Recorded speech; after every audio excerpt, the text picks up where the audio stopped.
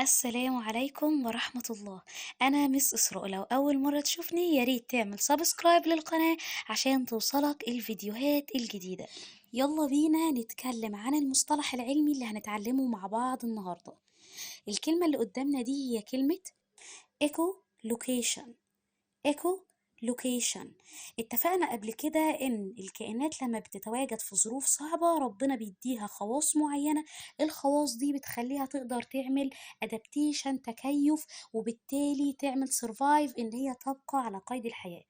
من ضمن الخواص اللي ربنا مديها للكائنات حاجة اسمها الايكو لوكيشن، ودي بتكون ربنا مديها لكائنات معينة زي الدولفينز. يعني ايه ايكو لوكيشن؟ ان انا احدد الموقع عن طريق صدى الصوت. يعني ايه الكلام ده؟ يعني لو الدولفين موجود في ظروف الإضاءة مثلا ضعيفة جدا، هو بيبقى موجود تحت المية فالإضاءة ضعيفة مثلا جدا في وقت أو بالليل، إزاي يقدر يشوف الكائن مثلا اللي قصاد اللي هو عايز يتغذى عليه، أو يحمي نفسه من إن هو يكون فريسة، إن هو مفيش حد يجي ويتغذى عليه؟ بيرسل حاجة اسمها ساوند ويفز. ساوند ويفز يعني موجات صوتية، زي اللي هي بتتحرك قدامنا، اللي احنا شايفينها قدامنا دي. الموجات الصوتية دي لما بتخرج بتروح تمشي كده في المية، لو في حاجة قدامها هتعمل لها ايه؟ هتخبط فيها، وبعد ما تخبط فيها هيحصل لها باونس باك. يعني ايه باونس باك؟ يعني ترجع تاني للدولفين. فلما ترجع له يعرف ان في حاجة قصاده، في حاجة في الضلمة خبطت فيها الموجات الصوتية، الساوند ويفز. الساوند ويفز بالتالي هياخد حذره او هياكل مثلا الكائن اللي خبطت فيه. فالحاجة دي، الخاصية دي اسمها ايه؟ اسمها ايكو لوكيشن.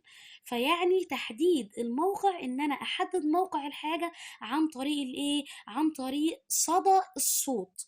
فايكو يعني صدى الصوت، ولوكيشن يعني موقع الشيء ده. فالكلمة دي بتتكون من جزئين. اول جزء ايكو يعني الصدى بتاع الصوت، ولوكيشن يعني مكان الحاجة دي. نقول تاني: الدولفين هيطلع حاجة اسمها ساوند ويفز. ساوند ويفز موجات صوتية.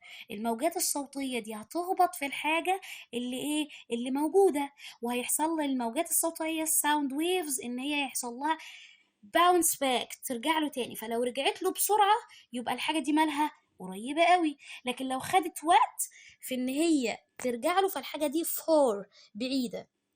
فالخاصية دي اسمها ايكو لوكيشن. ايكو لوكيشن يعني ان انا احدد موقع الحاجة عن طريق صدى الصوت. فايكو يعني صدى، ولوكيشن يعني موقع الايه؟ الشيء، الموقع.